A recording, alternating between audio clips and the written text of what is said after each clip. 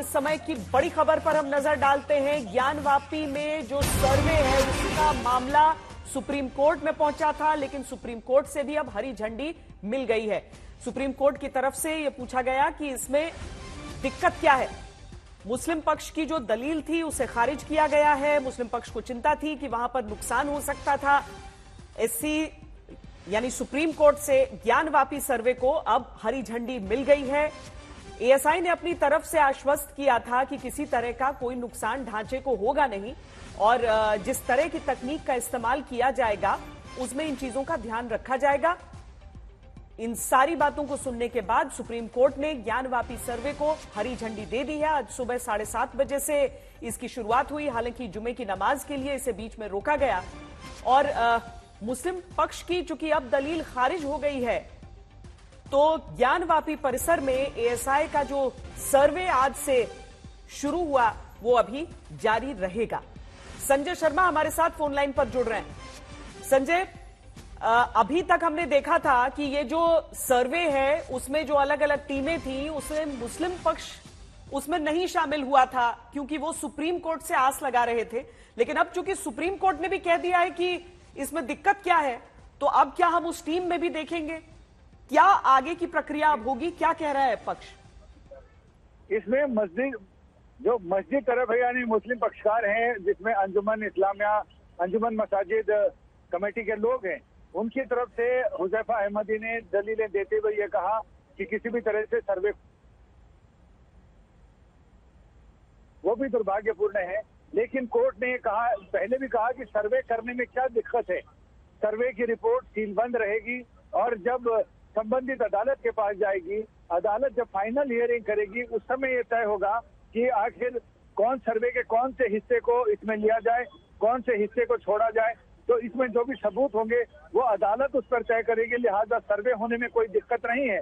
लेकिन फिर आखिर में अदालत ने अभी अपना फैसला लिखाया है और जिसमें अदालत ने ये कहा है कि सर्वे होने में कोई दिक्कत नहीं है, यानी सर्वे का रास्ता साफ होता हुआ दिख रहा है।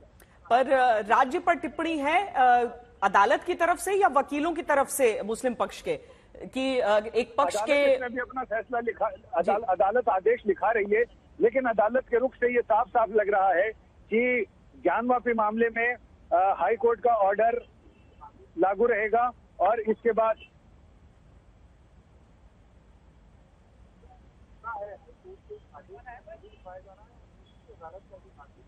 संजय आवाज अदालत के आदेश यानी हाई कोर्ट के आदेश को बरकरार रखना चाह रही है अदालत। आवाज कट कट कर आ रही है आपकी, लेकिन हम इतना समझ सकते हैं कि सुप्रीम कोर्ट से ज्ञानवापी सर्वे को हरी झंडी जो मिली है, अभी संजय बता रहे हैं कि उस आदेश को लिखा जा रहा है, मुस्लिम पक्ष की दलील को खारिज किया गया है। ये जी संजय, आप जो बता रहे थे वो बताएं।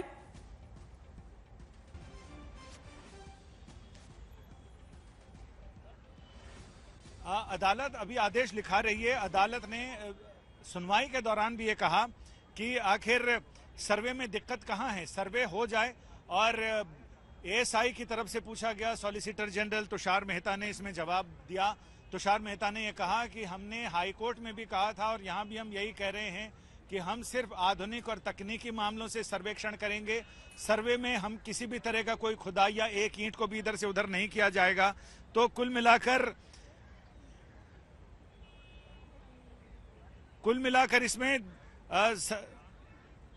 एएसआई के सर्वे को लेकर अदालत बहुत पॉजिटिव है और उसमें मुझे लग रहा है कि बस अब फाइनल ऑर्डर जो लिखाया जा रहा है उसमें शायद एएसआई के सर्वे को आगे जारी रखने की इजाजत अदालत दे सकता है। संजय, जो मुस्लिम पक्ष की तरफ से आपत्ति रही वो केवल इस बात को लेकर कि सर्वे से नुकसान हो सकता है या सर्वे के नतीजे और निष्कर्ष को लेकर भी चिंताएं थी? जी हाँ, मुस्लिम पक्षकारों ने अपनी अपील जो यहाँ सुप्रीम कोर्ट में की थी उसका आधार ही यही बनाया था कि एएसआई वहां पर खुदाई का सारा सामान लेकर पहुंच गई है। एएसआई के अधिकारी वहां डेरा डंडा डाले बैठे हैं, लिहाजा अदालत उसको रोके, क्योंकि अगर एक बार खुदाई हो गई तो ढांचे को नुकसान पहुंच जाएगा, बहुत मुश्किल होगी। हिंदू पक्षकारों का कहना है और एएसआई का कहना है कि हमने किसी भी तरह से, हम पूरी तरह से अदालत के आदेश से बंधे हुए हैं, लिहाजा हम किसी भी तरह का कोई ऐसा काम नहीं करने जा रहे हैं। ढांचे को किसी तरह का कोई नुकसान नहीं पहुंचेगा और यहाँ तक कि हम उसमें किसी तरह का कोई एक ईंट भी इधर उधर नहीं करने वाले हैं। तो कुल मिलाकर ये मामला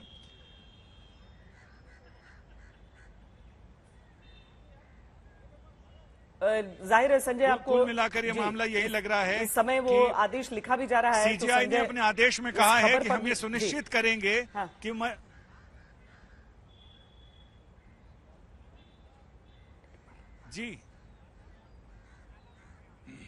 जी पढ़कर बताएं संजय।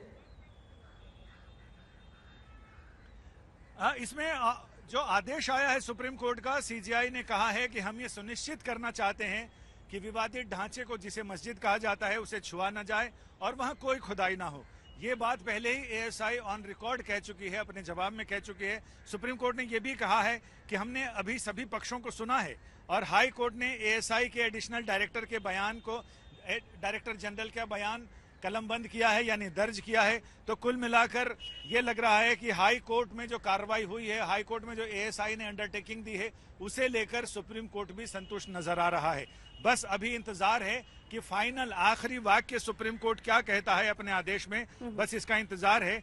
क्योंकि इस दौरान ये भी देखना होगा कि जो मुस्लिम पक्ष है उसकी तरफ से जो ज्ञानवापी परिसर है वहां पर क्या नमाज भी चलेगा उस समय। कुमार अभिषेक हमारे साथ सीधे वाराणसी से इस समय जुड़ रहे हैं, काशी से जुड़ रहे हैं हमारे साथ। अभिषेक, क्या प्रतिक्रियाएं वहां पर आ रही हैं? अब चूंकि सुप्रीम कोर्ट ने भी खारिज कर दिया है, इसका सीधा मतलब है कि सर्वे तो होगा अब।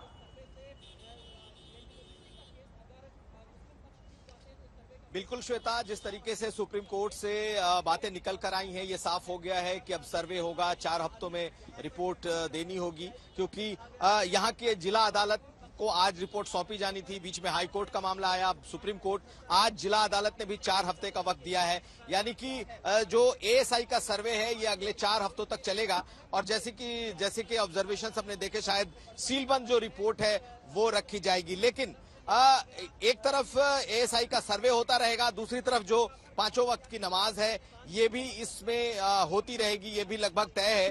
क्योंकि जो ऑर्डर निकल करके सामने आए हैं उसमें यह है कि नमाज या फिर मस्जिद को कोई नुकसान नहीं होना चाहिए। तो निश्चित तौर पर आज का अगर हम उदाहरण ले श्वेता, तो आज जिस तरीके से सर्वे सुबह 8 बजे शुरू हुआ है और फिर जो नमाज है उसके पहले तक सर्वे चला और अब जब नमाज खत्म हुई उसके बाद दोबारा से सर्वे चल रहा है। तो मुझे लगता है कि कुछ इस तरीके की स्थिति होगी कि नमाज भी होती रहेगी, मस्जिद भी चलती रहेगी और सर्वे भी होता रहेगा। जब आगे अदालत इसे दोबारा सुनेगी तब आगे की प्रक्रिया पर बातचीत होगी कि मेंटेनेबल है या नहीं, प्लेसेस ऑफ वर्शिप एक्ट का क्या होगा। लेकिन अब इतना तो तय है कि ये एएसआई सर्वे इस ज्ञानवापी परिसर में होने जा रहा है। योगी आदित्यनाथ ने एक अपील कर डाली थी जिसको लेकर खूब विवाद भी छिड़ा कि क्या राज्य कोई पक्ष ले सकता है या नहीं ले सकता है। हालांकि योगी आदित्यनाथ का कहना था कि दूसरे पक्ष को अपनी तरफ से इस मामले में आगे आना चाहिए। उस चीज को क्या किसी भी धड़े में स्वीकार किया जा रहा है मुस्लिम पक्ष में?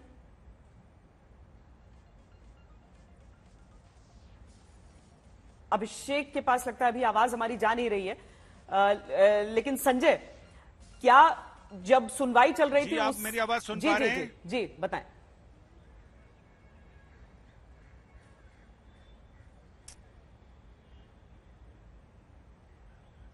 संजय, आवाज आ रही है आपको?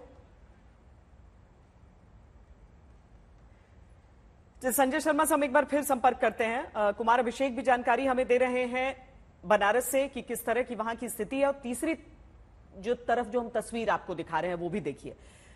ये त्रिशूल का निशान, देवी देवताओं की आकृतियां, इन्हें देखकर हाल में उत्तर प्रदेश के मुख्यमंत्री योगी आदित्यनाथ ने कहा था कि ये सारी चीजें मस्जिद का हिस्सा नहीं हो सकती हैं, लिहाजा मुस्लिम पक्ष को अपनी तरफ से इस मामले के को लेकर आगे आना चाहिए। हालांकि जो हम पूरे देश भर में अलग अलग प्रतिक्रियाएं सुनते रहे उसमें ऐसा लगा नहीं कि कोई भी उस हिसाब से सामने आएगा। जैसे हम कुमार अभिषेक से हमारा संपर्क जुड़ता है, हम उनसे पूछेंगे कि कम से कम बनारस में क्या कह रहे हैं सब। लेकिन ज्ञानवापी परिसर में ये पूरा मामला जिस तरीके से उठा, चंद औरतें जो थी वहां पर मां गौरी की पूजा के लिए उन्होंने अर्जी अपनी लगाई थी और उसके बाद धीरे धीरे ये मामला आगे बढ़ता गया और आज की तारीख में सुप्रीम कोर्ट की तरफ से भी इस बात को हरी झंडी दे दी गई है कि आर्कियोलॉजिकल सर्वे ऑफ इंडिया यानी कि जो भारत का पुरातात्विक सर्वेक्षण की जिम्मेदारी जिस संस्था पर है वो इस पूरे परिसर का सर्वे अब करेगी। संजय शर्मा हमारे साथ जुड़े। संजय, आवाज अगर आपको आ रही है, आप आदेश के बारे में और बारीकियां और जानकारियां दे रहे थे, बताएं। हाँ बिल्कुल बिल्कुल। आदेश को लेकर सुप्रीम कोर्ट ने यह कहा है कि एएसआई पहले ही ये बता चुकी है कि वो वहां पर किसी भी तरह की कोई खुदाई नहीं की जाएगी और कोर्ट यही चाहता है कि ये सुनिश्चित कर लिया जाए, ये क्लैरिफाई हो जाए कि किसी भी तरह का कोई भी खुदाई का काम वहां पर नहीं होगा। और सुप्रीम कोर्ट ने यह भी कहा कि मस्जिद कमेटी के वकील हुजैफा अहमदी लगातार ये कह रहे हैं कि सर्वे का काम है वो प्लेसेस ऑफ वर्शिप एक्ट का उल्लंघन है, लेकिन कोर्ट ये कह रहा है कि हम ये सुनिश्चित करना चाहते हैं कि विवादित ढांचे को, जिस पर विवाद है, जिसे मस्जिद कहा जा रहा है ज्ञानवापी मस्जिद, उसे किसी भी वहां कोई भी तरह की खुदाई ना हो, ये सुनिश्चित किया जाए। और उन्होंने ये भी कहा है कि एएसआई के डायरेक्टर जनरल ने इलाहाबाद हाई कोर्ट के सामने जो बयान दिए थे, हम उस बयान को भी रिकॉर्ड पर ले रहे हैं, यानी उन्होंने अंडरटेकिंग दे दी है और ऐसे में बस अब इंतजार है कि सुप्रीम कोर्ट का फाइनल ऑर्डर क्या आता है। अभिषेक, आपको आवाज आ रही है? श्वेता, आवाज मिल रही है जी आपकी। अभिषेक, मैं आपसे ये पूछ रही थी उस समय कि मुख्यमंत्री योगी आदित्यनाथ ने जो बातें कही कि इसे मस्जिद कहना ही विवाद होगा और मुस्लिम पक्ष को सामने आना चाहिए, देश भर से हमने सुनी है प्रतिक्रियाएं, लेकिन बनारस में लोग क्या कह रहे हैं? बनारस में जो मुस्लिम पक्ष है वो क्या कह रहा है इस पर? देखिए श्वेता, मेरी कुछ मुस्लिम लोगों से सुबह बात हुई थी जब वो लोग नमाज के लिए जा रहे थे। उनका कहना है कि ये मस्जिद 300 साल से है, हमारे यहाँ 300 साल से यहाँ नमाज हो रही है, तो हम इसे मस्जिद ही मानते हैं। हालांकि अगर आप देखें तो बहुत सुर उठे हैं मुख्यमंत्री योगी आदित्यनाथ के उस बयान के बाद कि इस मुद्दे पर बातचीत होनी चाहिए, मुस्लिम्स की पहल होनी चाहिए। हालांकि बीजेपी या उससे जुड़े हुए जो लोग हैं या फिर जो संगठन हैं वो इस मामले में आगे हैं, लेकिन अगर हम आम मुस्लिम जनमानस की बात करें और खास करके वाराणसी की, तो वाराणसी में लोग इस ज्ञानवापी मस्जिद को, इस ज्ञानवापी परिसर को, इस ज्ञानवापी को अपना मस्जिद ही मान रहे हैं। कोई ऐसा शख्स मुझे नहीं मिला जो ये कहे कि हाँ बातचीत होनी चाहिए या फिर इसके बारे में कोई ऐतिहासिक गलती हुई है, इस तरीके का कोई बोलने वाला मुझे तो नहीं मिला, क्योंकि हम लोग बिल्कुल उसके आसपास ही आज सुबह से हैं और कई लोगों से मैंने बात करने की कोशिश की, उनके मूड को समझने की कोशिश की। लेकिन एक बात बिल्कुल साफ है कि मुख्यमंत्री योगी आदित्यनाथ ने जो बात कही थी उसका असर दिखाई देने लगा है। जो बीजेपी से जुड़े कई नेता हैं वो ये जरूर कहने लगे हैं, खास करके मुस्लिम चेहरे, कि निश्चित तौर पर इस मुद्दे को भी देखा जाना चाहिए। और जिस तरीके से मुख्यमंत्री योगी आदित्यनाथ ने कहा है कि ऐतिहासिक भूल मानकर इसके समाधान की तरफ बढ़ना चाहिए।